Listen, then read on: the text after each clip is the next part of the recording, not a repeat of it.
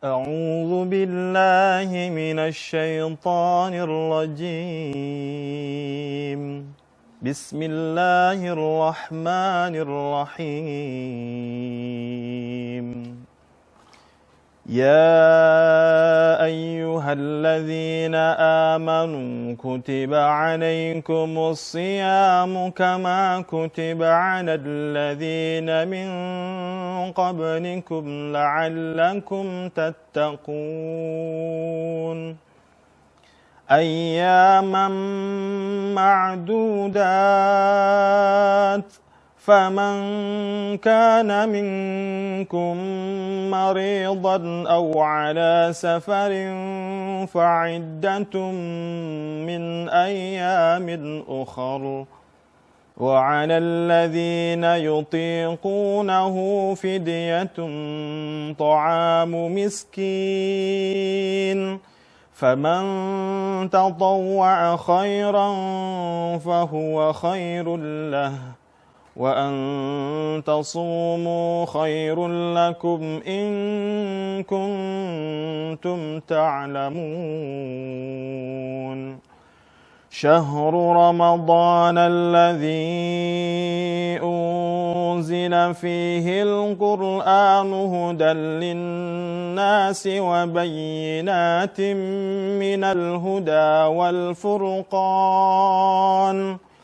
فمن شهد منكم الشهر فليصم ومن كان مريضا أو على سفر فعدة من أيام أخر يريد الله بكم اليسر ولا يريد بكم العسر ولتكملوا العدة ولتكبروا الله على ما هداكم ولعلكم تشكرون وإذا سألك عبادي عني فإني قريب أجيب دعوة الداع إذا دعاني فليستجيبوا لي وليؤمنوا بي لعلهم يرشدون صدق الله العظيم. Assalamualaikum warahmatullahi wabarakatuh.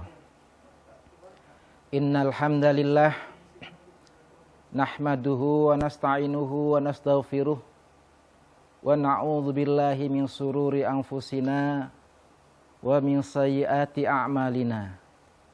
May yahdihillahu fala mudhillalah wa may yudlilhu fala hadiyalah.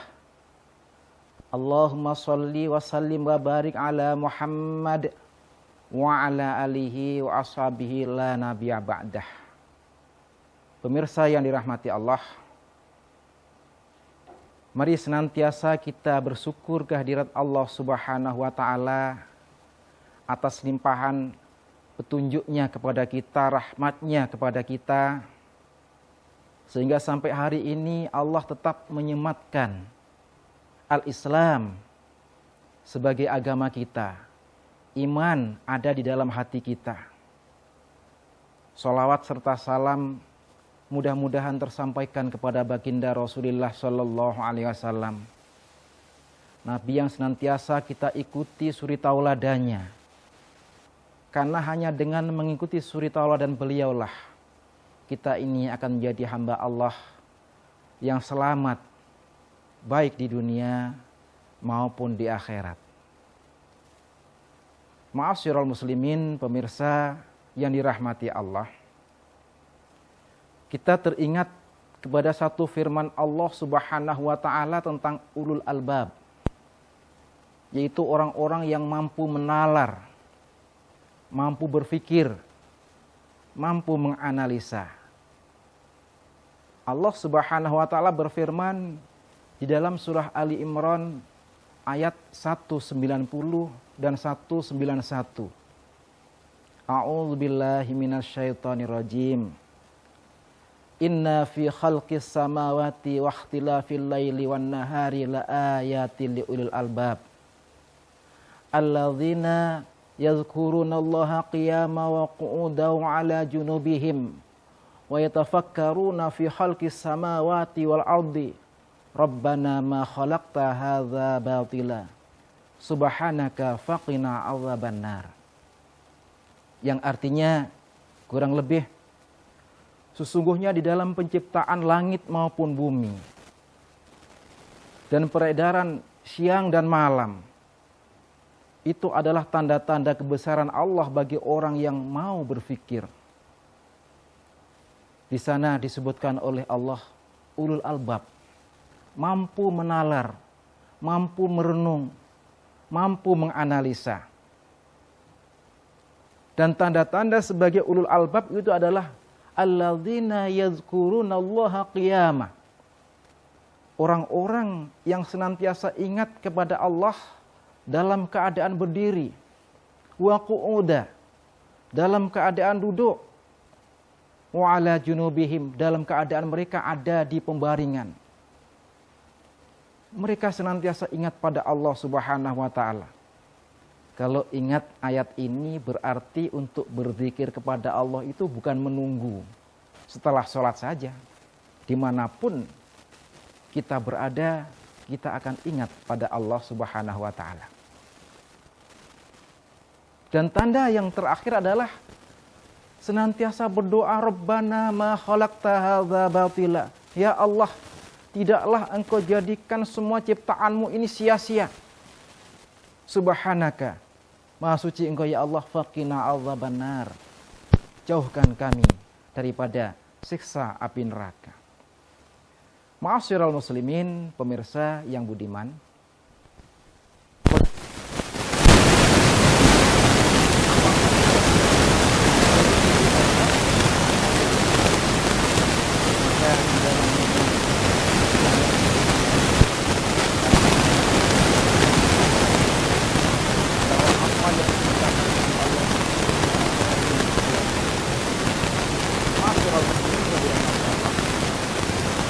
sebagai seorang kebun, sebagai seorang petani, saya ini biasa menjaga tumbuhan-tumbuhan kesehatan.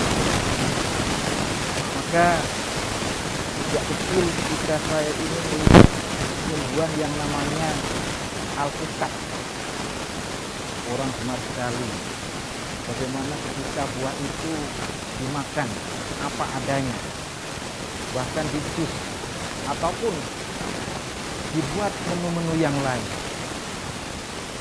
Namun ketika orang ditawarkan pada salah satu hamba Allah yang mereka ini juga berperan, bagaimana alpukat itu bisa tumbuh dengan subur, berbuah yang bagus, yang namanya ulat, mereka itu tidak.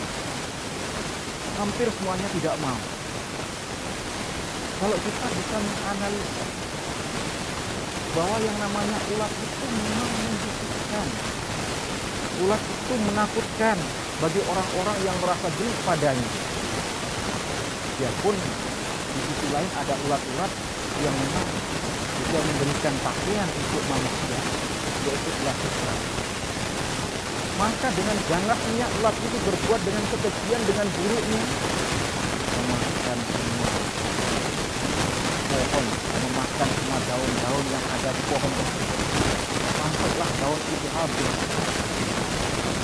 Maka ketika dia sudah melakukan kejahatan yang diperintahkan oleh Allah, bukan dengan kejahatan yang dilaksanakan dengan sendirinya, itu semua adalah perintah Allah. Karena Allah mengetahui, kalau Allah mengatakan kepada kita bahwa alpukat yang akan berbuah dengan subur, jika daunnya tidak berbuah, maka dia akan berbuah dengan lebat, berbuah dengan besar, ketika daunnya berbuah. Maka yang kita tanyakan, mampukah manusia untuk menghilangkan semua daun dalam keadaan pohon yang masih segar sampai ke ujung-ujungnya? Tapi tidak. Tapi tidak.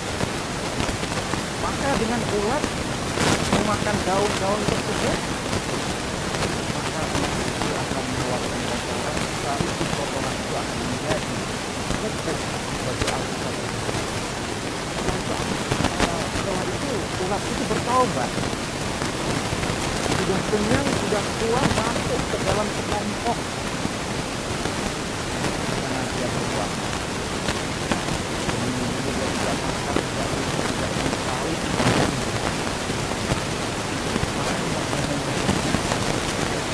dalam bulan puasa ini banyak lelaki yang buruk yang harus kita.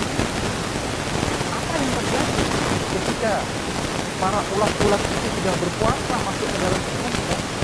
Keluar, mereka ini menjadi hewan yang amat digemari yang namanya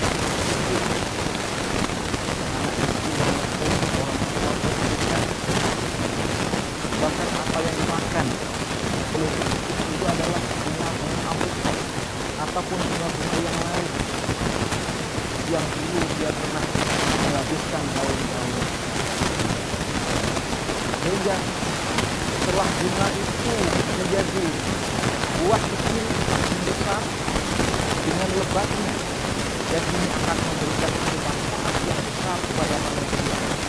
Maka para petani suka dengan apa yang disebut dengan alpukat, hasil daripada tanaman dia sendiri ataupun hasil daripada mereka membeli di pasar. Ma'asyiral muslimin, pemirsa yang dirahmati Allah. Maka di dalam bulan puasa ini adalah momen kita. Bagaimana kita meniru cara ulat yang dulu pernah hidup di dalam dunia gelap. Punya siapapun dia makan, yang baik pun dia curi. Bahkan mereka itu tidak tahu aturan. Tapi setelah dia berpuasa masuk dalam kepompong, dia akan menjadi hamba Allah yang bagus. Bagaimana kalau kita semua ini bisa meniru hewan serendah itu, sehingga dalam hati kita akan mengatakan, Rabbana ma khalaqta hadza batila. Ya Allah, tidaklah engkau ciptakan semua ini sia-sia. Subhanaka faqina azabannar. Maha suci engkau ya Allah, maka jauhkan kami daripada siksa api neraka.